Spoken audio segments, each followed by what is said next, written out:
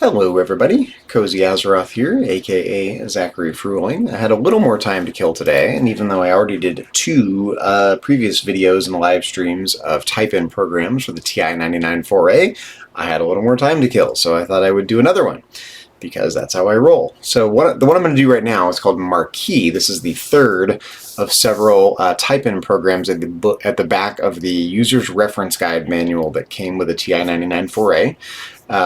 For those not familiar with the system, that's the Texas Instruments TI-99 4A, my favorite retro computer and the computer I had when I was a kid.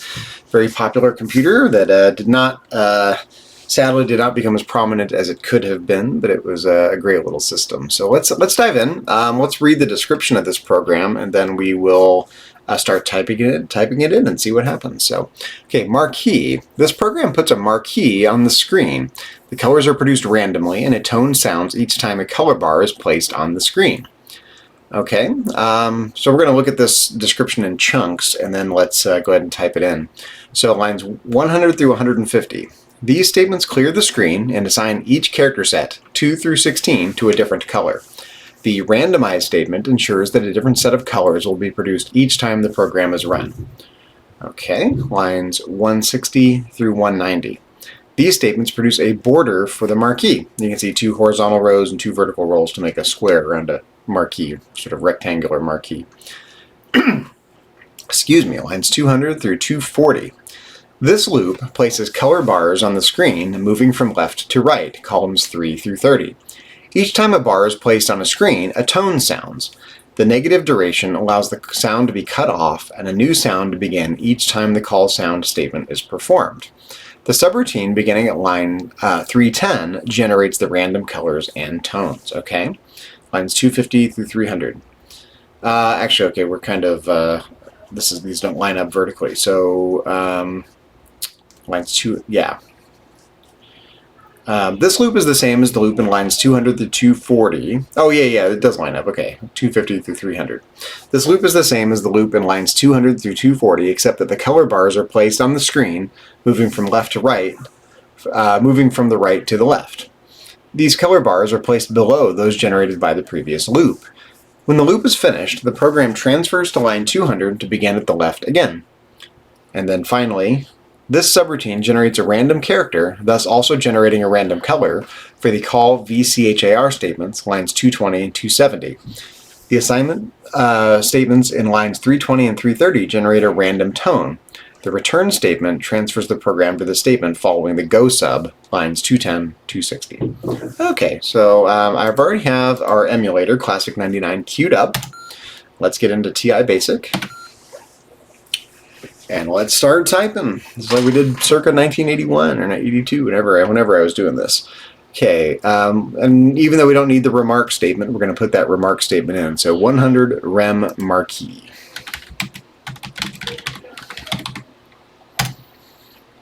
Good habit to be into to comment your programs so people know what they are and how they work. Okay, 110 randomize. That makes sure we get a different color combination every time we run the program. 120 clears the screen.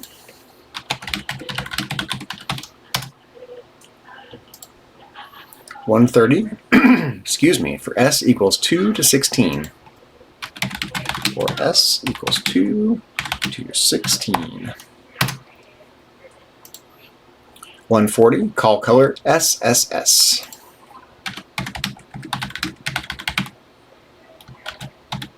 And for those not familiar with what's going on here, this would be character set, number 2 through 16, the foreground color, numbers 2 through 16, and the background color, numbers 2 through 16. Just so happens they both have 16 colors, so you can stack them up this way. And there are this many character sets as well, so perfect. 140, we did that. 150, next S.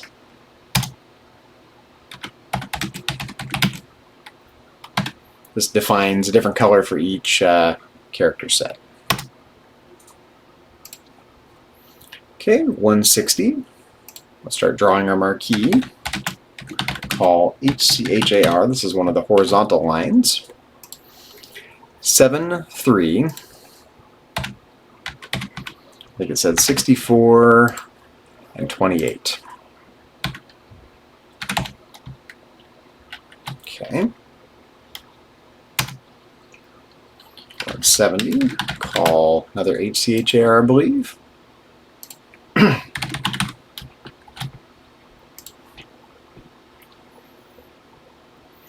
16, 3, 64, and 28.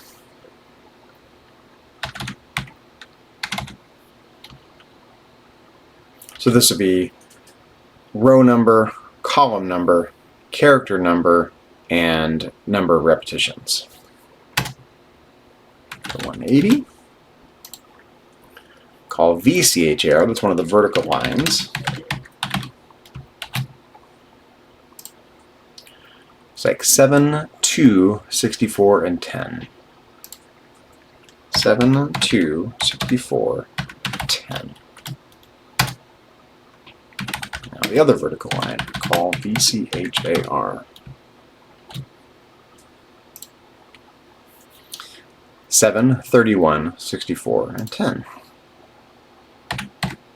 7, 31, 64, and 10.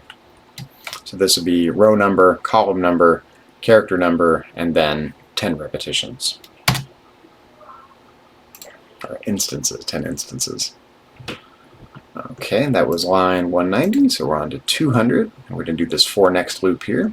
For A equals 3 to 30. For A equals 3 to 30. 210. Go sub 310. It goes to a subroutine. Go to 310.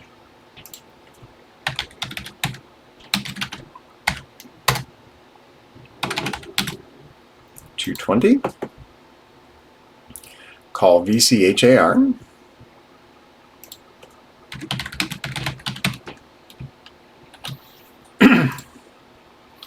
Eight, A, C, and 4. 8, A, C, and 4.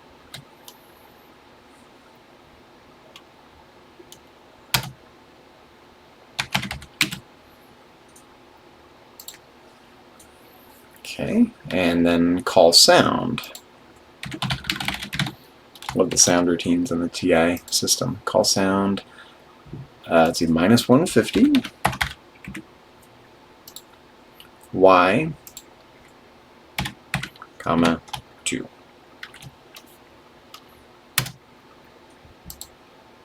And 240 next day.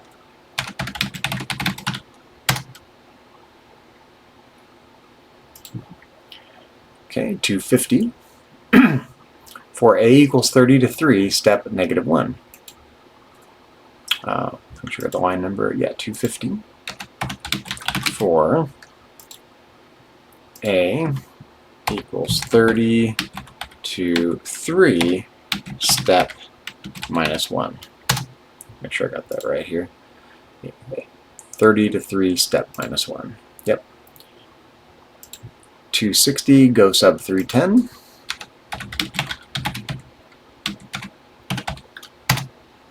270. Call VCHAR.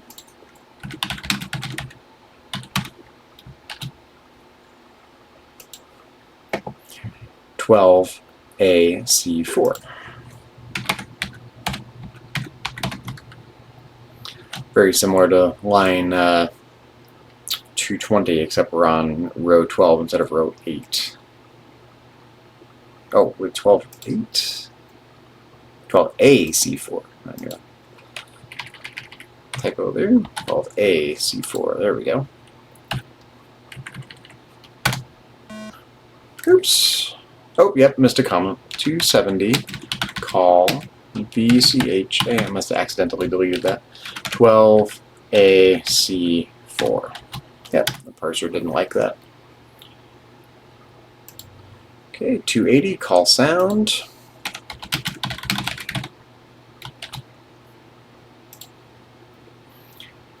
-150, Y and 2.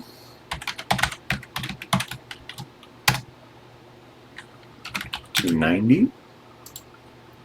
Next A. Ends that for next loop. 300, go to 200. and now we're in our subroutine 310, which I might have bumped ahead in terms of line numbers just to make it easy to tell that this was a separate subroutine, or at least put a comment. C equals int integer of excuse me, 120 times RND, 120 times RND plus 40. 20 n equals integer of 24 times RND plus 1.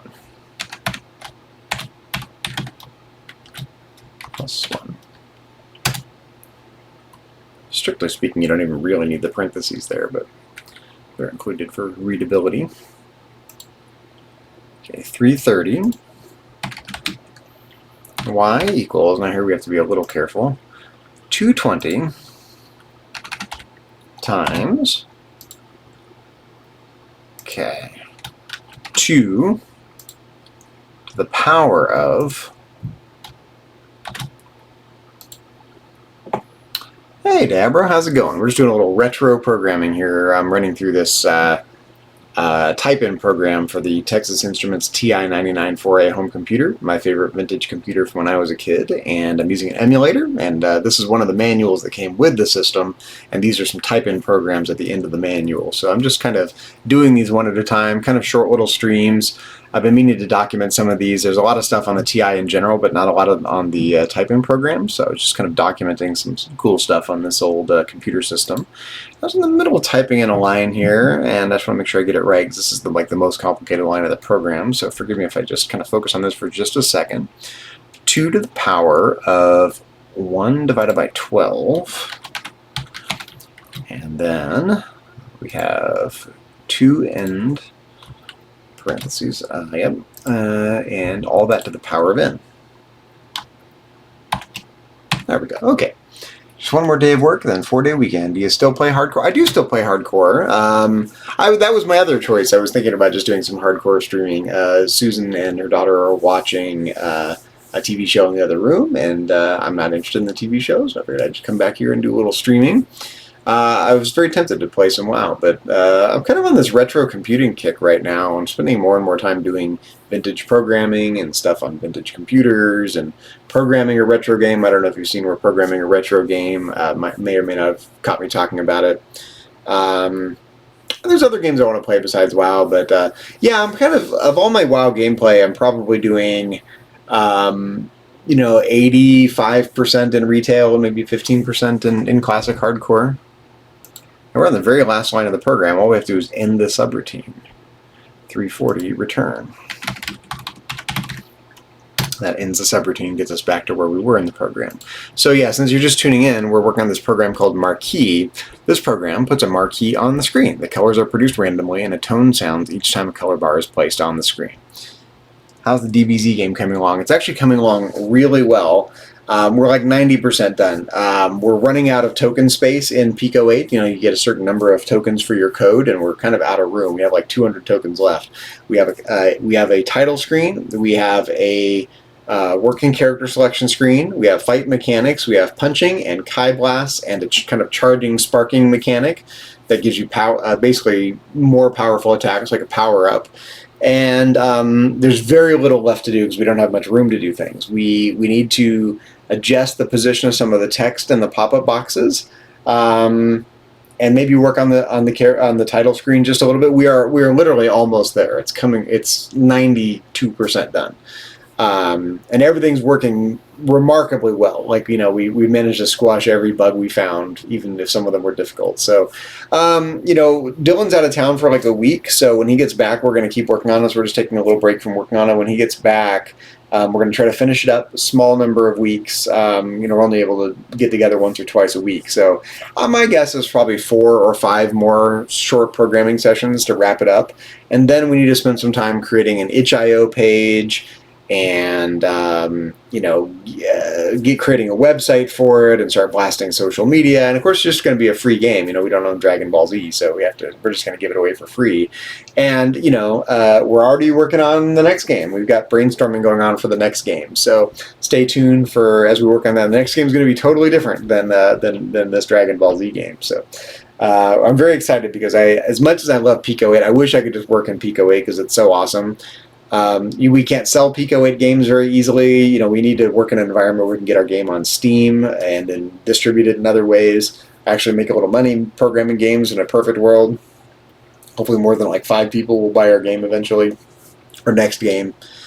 But we've got ideas, and I've decided it's going to be more of a 3D voxel style game. Still kind of retro in theme, but voxel style. And I won't say any more about it at this point, except that I'm very excited about it. I don't know if Dylan will be as excited about it. He seems excited about it. It's just a very different kind of game. So stay tuned. Yeah, lots of cool things coming. I can't wait to start working on it. Who knew I was going to be a video game programmer? Maybe when you could have told from the I predicted that from the fact that I did this kind of stuff when I was a little kid. But anyways, we finished typing in our program. Let's go ahead and run it and take a look. So we're going to get a randomly generated color marquee, and the colors are going to be generated randomly, and the tones are going to be generated randomly. So let's run it and see if we made any mistakes. Okay.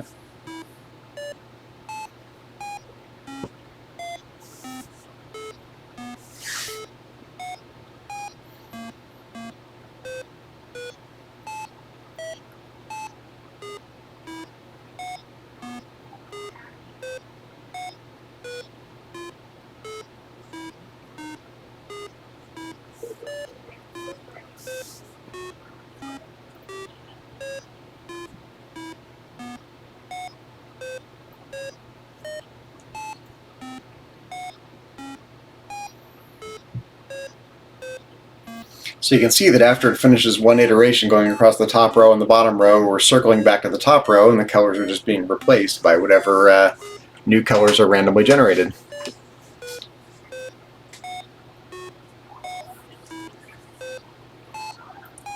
It almost sounds like some musical composition from the early 20th century, some weird experimental, slightly dissonant music. Non-linear melodies and things like that.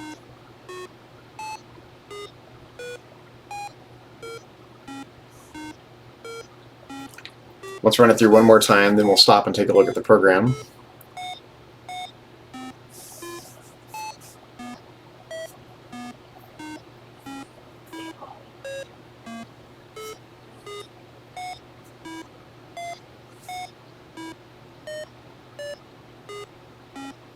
Yeah, so this is the kind of stuff I used to do back in 40 plus years ago in the early 1980s when I was a little kid.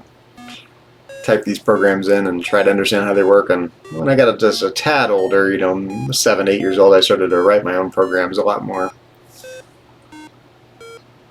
All right, let's go ahead and end the program. Oops. There we go. And you can see that these color bars were actually characters that had the color codes for the characters changed, or the character groups for these characters changed to have the same foreground and background colors. So these are the actual characters that make up that marquee once the foreground and background color modifications go away. So let's clear the screen. Let's list out the program. Pretty easy program to understand. Only real difficulty in understanding this is the code down here at the bottom that generates the musical tones and and whatnot. So pretty cool little program. But this is a great book. In fact, I love the. I'm going to scroll up to the cover, which I didn't do in my previous videos. But this is one of the manuals that came with the TI-99 4A. It was a beginner's basic book, and I've done videos for all the chapters that make up that book. And this user's reference guide is really handy because it just goes through every command that this version of TI Basic has, with some small sample programs, which is really awesome. And at the end, there are these great little type-in programs that kind of put it all together and give you some concrete examples of what the computer can do, just as a way to spark some creativity for people that want to write their own programs. I'm going to go ahead and end this stream real quick because I want to keep these videos modular. So what I'm going to do, if you're still watching Diablo, I am going to end the stream, and then I'm going to get it uploaded to YouTube. So it'll take me a few minutes just to get that uploading, and then I'll be back in a few minutes and I'll play a little... oh, got someone else chiming in. Stormy Bear, hello. Hope you and the fam are doing well. Just lurking because I'm in raid. Well, have a good raid. I was just saying that I'm about to end the stream, but I'm going to restart the stream. Hold on, since you're in a raid, I'm not sure if you're listening. I'm going to end the stream to keep it modular. Then I'm going to upload it to YouTube, and then be back for some WoW Classic Hardcore in a few minutes. Hang tight. Okay, I'll see everyone in a few minutes. Just give me a few minutes to get this video uploading to YouTube. If you're catching this on YouTube, be sure to check out the rest of my YouTube channel for other videos on the TI-99 foray, along with various other kinds of streams, World of Warcraft and some other retro games and some programming streams and whatnot. And also be sure to check me out here on Twitch. You guys are watching this live on Twitch right now, Stormy Bear and Diablo. But if you're watching this on YouTube and you want to follow me on Twitch, I'm CozyAzeroth on Twitch. Follow me there for all kinds of cool content as well. See everyone in a few minutes for World of Warcraft.